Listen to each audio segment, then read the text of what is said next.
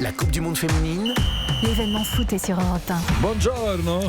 Bonjour, Jérôme Lacroix. Bonjour à tous. Au sommaire ce matin. Plongée vers le 8e de finale dimanche pour les Bleus. À partir d'aujourd'hui, concentration maximale avec une journée à huis clos. Après un programme plutôt détente hier, des Françaises qui ne connaissent toujours pas ce matin leur adversaire, mais promis, on le connaîtra ce soir. Enfin, et puis le retour attendu d'une vague orange. Les supporters des Pays-Bas sont de nouveau de sortie. La Coupe du Monde féminine. Europe 1, radio officielle.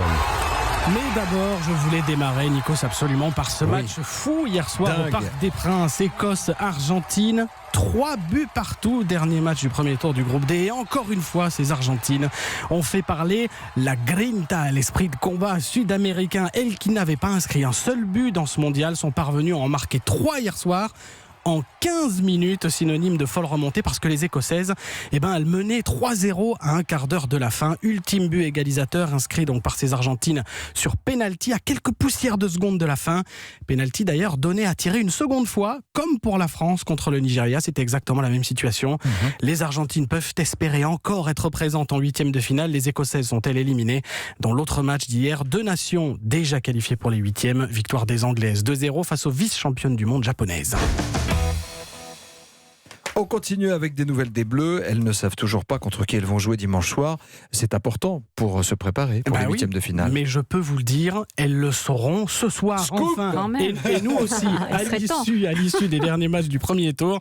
Pour l'instant, la probabilité la plus forte, c'est toujours le Brésil. Des Françaises qui sont toujours au Havre, théâtre du match dimanche. Hier, c'était quartier libre l'après-midi, l'occasion pour certaines de profiter des proches, déjeuner sur le port, flâner en ville. Et avant-hier, il y a eu ce nouvel entraînement en public avec toujours les fans mobilisés, une ferveur que l'attaquante Viviane Asseyi ose à peine toucher du doigt. On s'en rend pas bien compte de ce qui se passe autour de nous. On est vraiment dans notre bulle, on est vraiment concentré dans le foot. Après, on sait forcément que grâce aux résultats, ça va donner l'envie aux petites de faire du foot, et ça, c'est que du bonheur. Parce que voilà, nous aussi, on était à leur place. Quand on était petites, on voulait ressembler à un tel. Et aujourd'hui, c'est vase clos pour les Bleus. Elles ne verront personne. Huis clos, match dimanche 21h, soirée spéciale sur Europe 1. L'équipe à suivre aujourd'hui, les Pays-Bas. Avec leurs supporters qui étaient venus en nombre et qui avaient emballé les rues de Valenciennes lors de leur premier match, tous deux orange vêtus. Ils sont à nouveau attendus aujourd'hui à Reims pour Pays-Bas-Canada. C'est un choc entre 2 ambitieux déjà qualifiés pour les 8e. Coup d'envoi 18h comme Cameroun-Nouvelle-Zélande avec ici l'espoir d'une possible qualification. 21h Thaïlande-Chili et puis le retour des surpuissantes championnes du monde américaines Suède-États-Unis.